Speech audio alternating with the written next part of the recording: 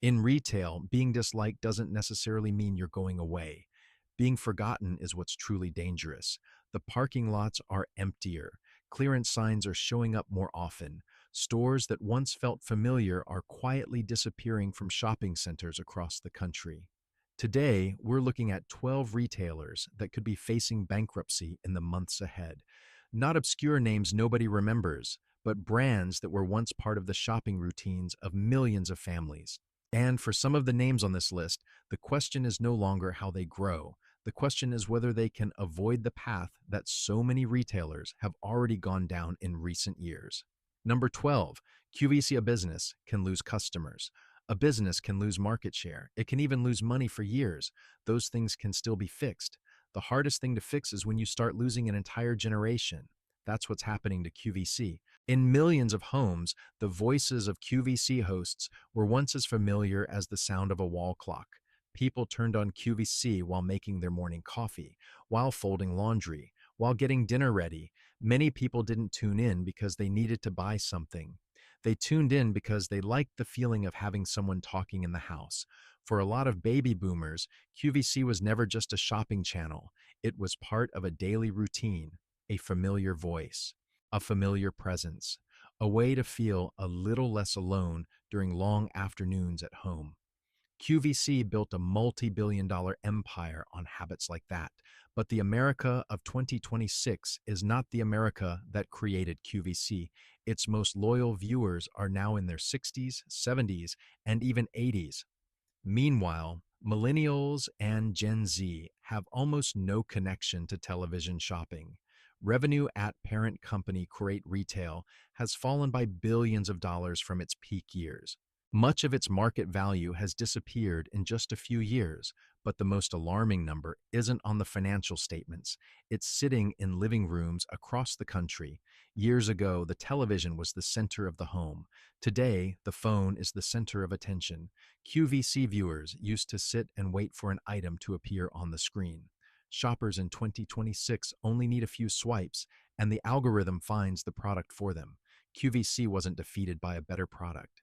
It wasn't defeated by a more entertaining show. It's being defeated by time. Because with every passing year, the generation that built this empire becomes a little smaller. In retail, losing customers is a problem. Losing an entire generation is a crisis. The studio lights at QVC are still on. The shows are still airing every day. But the biggest question is no longer how much merchandise they can sell. The question is whether a business model built for television still has a place in an America driven by algorithms. Number 11. The children's place. A winter coat used to belong to just one child. Now it might make its way through two. A pair of shoes used to be replaced as soon as they got too tight. Now they're stretched for a few more months. A backpack used to be bought new for every school year. Now it's cleaned up, patched, and used again. Scenes like that are becoming more common in families. Rent is higher, food is higher, insurance is higher. When the budget gets stretched, parents still buy what their kids need. They just try to make everything last longer than they used to. The Children's Place was once one of the largest children's clothing retailers in the country. At one point, the chain operated more than 600 stores. In recent years, the company has steadily downsized and closed locations across the country. What makes the story interesting is that children haven't changed. Kids still grow just as fast as they always have. Shirts still become too small. Shoes still wear out. What has changed is how families respond to financial pressure. A jacket gets worn for one more year. A school uniform gets handed down from an older sibling to a younger one. A shopping trip gets pushed back a few more months. None of those decisions are big enough to make headlines. But when millions of families start making the same choices, the impact begins to show. The Children's Place isn't just competing with Walmart, Target, or Amazon. It's also competing with the closets already sitting inside its customers' homes. A shirt that still fits is a shirt that doesn't need to be replaced. A pair of shoes that still works is a pair that doesn't need to be bought again. That's a form of competition that rarely shows up in financial reports, but it shows up every day in real life. The Children's Place is still operating. The stores are still open. Customers are still walking through the doors, but the distance between a growing business and a business that has to keep shrinking its footprint sometimes starts with changes that small. Kids are still growing, but family budgets aren't. Number 10, Tilly's.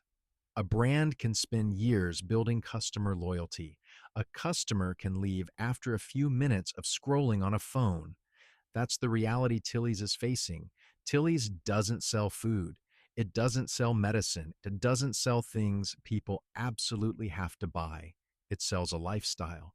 And that's becoming a much harder market to predict. There was a time when youth-focused brands could keep customers for years. A high school student liked a certain brand, went to college and kept buying it, then recommended it to friends. Today, everything moves much faster. One brand shows up on social media this week, another replaces it next month. A trend barely arrives before the next one pushes it out of the spotlight. Tilly's still operates hundreds of stores across the country, but the customer group it depends on is also the fastest changing group in retail. Not because they hate Tilly's, but because they rarely stay loyal to any brand for very long. That creates a difficult problem. A traditional retail chain is built around bringing customers back, but today's younger shoppers are constantly looking for what's next. Keeping someone's attention for a week is hard enough. Keeping it for several years is much harder. In recent years, Tilly's has seen revenue come under pressure, profits decline, and its stock lose much of the value it held during better times. Those numbers point to a deeper issue, not product quality, not store locations, not floor space, but a shift in how younger generations discover and choose brands. A generation that once stayed loyal to a handful of familiar names is being replaced by one that is always looking for something new. And in a market like that, the past doesn't guarantee the future. Tilly's isn't fighting to sell one more shirt or one more pair of shoes. It's fighting to hold the attention of a generation that doesn't like staying in one place for very long. Number 9, Cato. A Saturday afternoon used to mean stopping by a few stores before heading home, picking up something you needed, looking through a few clearance racks, sometimes not buying anything at all. But the trip still happened. Trips like that used to keep a lot of retailers alive across the country, including Cato. Many Cato stores are located in familiar shopping centers, places where customers would stop by on the way home or during a weekend shopping run. The problem is that those visits are becoming less frequent. A family that once spent an afternoon going from store to store now walks into Walmart, buys everything they need, and heads back home. Others pull out their phones, compare prices, place an order, and never step into a store at all. Cato still operates hundreds of locations across the country, but in recent years, revenue and profits have remained under pressure as store traffic continues to decline. What's interesting is that Cato isn't a brand people abandoned because of a major scandal. It's not a brand that has been heavily criticized. It's not a brand that makes customers angry. The story here is much simpler. Fewer and fewer people think about it. At one end of the road is Walmart, at the other is TJ Maxx. A little farther away is Target. And inside every customer's pocket are hundreds of other options just one tap away. In a market like that, being overlooked can be more dangerous than being outcompeted. A business can survive complaints. It's much harder to survive when customers stop remembering that you exist. Cato is still open for business, but in retail, being disliked isn't necessarily the biggest danger. Being forgotten is. Number 8, Allbirds. Not long ago, it was hard to avoid seeing Allbirds. They were in airports, in coffee shops, in tech offices, and in conversations about the most talked about new brands in the country. Many people bought their first pair of Allbirds because a friend recommended them. Others bought them because of positive reviews. Some simply wanted to see what made the brand so popular. That excitement helped Allbirds grow very quickly. At one point, Wall Street valued the company at billions of dollars. Investors viewed it as one of the newest retail success stories. But attention is difficult to hold on to. A product can become the thing everyone is talking about for a year. That doesn't guarantee people will still be talking about it 5 years later. In recent years, Allbirds has faced declining revenue, ongoing losses, and a steep drop in market value compared to its peak years. The company has closed stores as it tries to cut costs and shrink its operations. Those numbers point to a bigger problem. People still know who Allbirds is, but knowing a brand and buying from that brand are two very different things. A pair of shoes can create curiosity. A business needs to create a habit. The distance between those two things is much larger than it appears. A lot of brands have become a phenomenon. Not many have turned that phenomenon into a relationship that lasts decades. Allbirds is still trying to do that. And as revenue remains under pressure while expenses continue to exist, time starts becoming a formidable competitor. A pair of shoes that once seemed to be everywhere is now fighting to get back into the conversation. Number 7, Wayfair. A new set of house keys used to bring a lot of other purchases with it. A new bed, a new dining set, a new sofa. Every time a family moved into a new home, thousands of dollars were often spent on furniture and household goods. That stream of spending helped Wayfair grow for years. The problem is that those keys are showing up less often. Home prices have surged, mortgage rates have climbed. Many families want to move but can't afford to. Others have decided to stay in their current homes much longer than they originally planned. Wayfair doesn't sell groceries. It doesn't sell medicine. Most of what the company sells is tied to major life milestones: moving, buying a home, renovating a home, starting a new chapter. When those events happen less often, demand changes with them. In recent years, Wayfair has gone through multiple rounds of layoffs and has repeatedly worked to control costs as revenue has come under pressure following its earlier boom years. The customers haven't disappeared.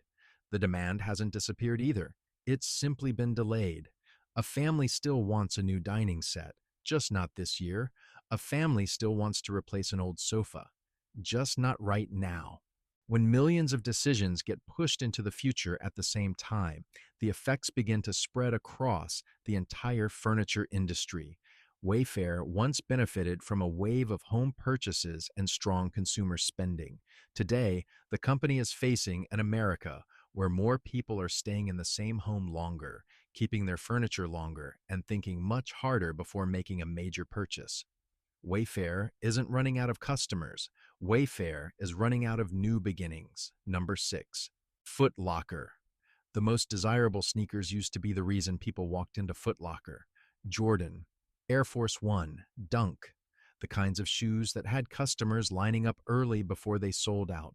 For years, Foot Locker was one of the first places people thought of when they wanted to get their hands on those releases. That relationship helped the company grow into one of the largest athletic footwear retailers in the country. The problem is that the most important shoes aren't showing up there as often as they used to. Nike once accounted for a massive share of Foot Locker's business. But over the years, Nike has increasingly pushed customers toward buying directly through its own website, app, and retail stores. The most desirable products, the most anticipated releases, the shoes that generate the most traffic. More and more of them are being kept inside Nike's own ecosystem. That creates a very difficult challenge for Foot Locker. Customers still want shoes. Nike is still selling shoes. Money is still being spent, but less and less of that money is flowing through Foot Locker's checkout counters. In recent years, the company has closed stores, restructured operations, and worked to reduce its dependence on Nike by expanding into other brands. But changing a business model that has existed for decades is never easy, especially when the most important part of that model is gradually moving somewhere else. Foot Locker isn't fighting a world where people have stopped buying sneakers. It's fighting a world where the most desirable sneakers increasingly show up somewhere else. And in retail, losing customers is difficult. Losing the products that brought customers into the store in the first place is even harder. Number 5, Jake's Penny. A lot of people still have a photo somewhere in their home that connects back to JCPenney, a back-to-school outfit, a suit for a first job interview, a family portrait taken years ago. JCPenney used to show up during moments like those, not every week, But whenever life reached a new milestone, a lot of people stopped by. That's part of what helped JCPenney become one of the biggest names in retail. More than 1,000 stores once operated across the country. Many malls almost felt incomplete without one. But those habits began to change. Family photos are taken on phones. Clothes are ordered online. Home goods are purchased somewhere else. The reasons that once brought customers into JCPenney gradually disappeared. In previous years, the company was forced to file for bankruptcy, close hundreds of stores, and dramatically shrink its footprint in order to survive. That wasn't the story of one bad retail season. It was a story that unfolded over many years. What makes JCPenney unique is that people still remember it. They remember the store near their home. They remember the things they bought there. They remember walking through the doors with their families. But memories and revenue are not the same thing. The stores are still open. The JCPenney signs are still there. But many of the reasons that once brought customers through those doors are gone. JCPenney didn't lose its customers in a single day. It slowly lost the reasons those customers came back. Number 4, Kohl's. One of the most common reasons people walk into Kohl's today isn't to shop, it's to return an Amazon order. They walk in carrying a box, head to the return counter, get a receipt, and walk right back out. The entire process sometimes takes only a few minutes. It's a very different image from what Kohl's once represented. For years, Kohl's was a familiar destination for middle-class families, stores located right off major roads, large parking lots, easy to stop by, easy to leave, a quick shopping trip after work or on the weekend. That model worked extremely well. Kohl's grew into one of the largest department store chains in the country, with more than 1,000 locations nationwide. But the market started to change. Customers wanted lower prices. Walmart had an answer. Customers wanted more selection. Target had an answer. Customers wanted home delivery. Amazon had an answer. Meanwhile, more and more people struggled to answer a simple question: why stop at Kohl's? Over the past several years, the company has faced ongoing pressure on revenue, declining profits, and repeated rounds of store closures and restructuring efforts aimed at protecting cash flow. The irony is that people still walk through the doors every day, but not everyone is there because of Kohl's. A retailer can survive customer complaints. A retailer has a much harder time surviving when customers no longer think of it first for anything. The stores are still open. The Kohl's signs are still there. People still come and go every day. But more and more of them are walking through those doors just to take care of something for Amazon. And in retail, that's a signal worth paying attention to. Kohl's isn't losing customers. Kohl's is losing reasons for customers to choose it. Number 3, Walgreens. A tube of toothpaste used to be one of the simplest things you could buy. Walk into the store, take it off the shelf, pay for it, leave. The entire process took just a few minutes. Today, in many Walgreens stores, it isn't that simple anymore. Toothpaste is locked up. Vitamins are locked up. Razors are locked up. Even items that cost only a few dollars are sitting behind glass. Customers have to press a button, wait for an employee, wait for a key, then wait again if nobody shows up. It's becoming an increasingly familiar sight across the country. Walgreens built an empire around a very simple promise: faster, closer, more convenient. Nearly 9,000 stores were placed in locations where customers could stop in and be back out in just a few minutes. But when those few minutes start getting longer, Walgreens' biggest advantage starts disappearing with them. In recent years, the company has faced pressure on profits, rising costs, and plans to close more than 1,000 stores as it shrinks its footprint. What's notable is that customers still need medication. They still need toothpaste. They still need everyday essentials. The demand hasn't disappeared. The experience is what has changed. A stop at Walgreens used to save people time. Today, many walk into the store feeling like they have to ask permission to buy what they came for. In retail, few things are more valuable than a customer's time. Walgreens isn't running out of products on its shelves, it's losing the promise that brought millions of people through those doors in the first place. Number two, Macy's. For a very long time, Macy's wasn't just selling products, it was selling the feeling that a special occasion was getting closer. A new outfit for Thanksgiving, a Christmas gift, a pair of shoes for a holiday party, a new set of bedding before family came to visit. Many people didn't go to Macy's because they needed something immediately. They went because something important was about to happen in their lives. That's what helped Macy's become one of the biggest names in American retail history. Massive stores, the most prominent locations in the mall, Christmas displays that families return to year after year. Macy's used to be a destination, not just a store. But that model is becoming increasingly difficult to sustain. As customers shift towards shopping that is faster, simpler, and more practical, Macy's still has to maintain enormous spaces built for a different era. By mid 2026, the company is moving forward with plans to close roughly 150 underperforming stores, nearly one-third of its footprint. Every Macy's sign that comes down represents more than the loss of a single store. It often leaves behind a massive empty space inside an entire shopping mall. What's interesting is that people haven't stopped buying clothes. They haven't stopped buying gifts. They haven't stopped spending money. The money is still being spent. It's just that less and less of it requires a building the size of several football fields. Macy's still has strong locations. It still has stores that attract plenty of customers. But the challenge the company faces isn't its products, it's its scale. An empire built around special occasions is trying to survive in an era that grows more practical every year, and not every empire manages to adapt to that kind of change. Number one, Big Lots. Walking into Big Lots used to feel like a treasure hunt. You came in looking for one thing and walked out with three things you never planned to buy: a lamp marked down at a huge discount, a sofa that unexpectedly showed up in a liquidation shipment, a household item that normally costs twice as much somewhere else. That feeling helped Big Lots survive for decades. Customers didn't come just for low prices. They came for the feeling that they had just found a great deal, but that feeling is slowly fading. Not because Big Lots stopped offering discounts, not because people stopped trying to save money, but because more families no longer have room in the budget for purchases that weren't already planned. The discounted sofa is still appealing. The discounted rug is still appealing. The discounted lamp is still appealing.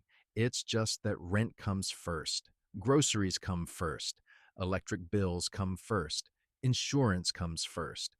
Over the past several years, Big Lots has gone through the most serious crisis in its history, including bankruptcy proceedings, hundreds of store closures, and ongoing restructuring efforts aimed at keeping the business alive. What makes this story so interesting is that Big Lots should have benefited from difficult times. That's the normal logic. When life becomes more expensive, customers look for cheaper places to shop. But the reality of 2026 looks different. Many families aren't switching from expensive stores to cheaper stores. They're switching from buying to delaying purchases. That's a very important difference. Big Lots wasn't defeated by a better discount retailer. It's being defeated by something much simpler. The customers who once loved the thrill of finding a bargain are now focused on more important bills. The stores are still there. The clearance signs are still there. The bargains are still there. But a treasure hunt only works when the people hunting still have money to participate.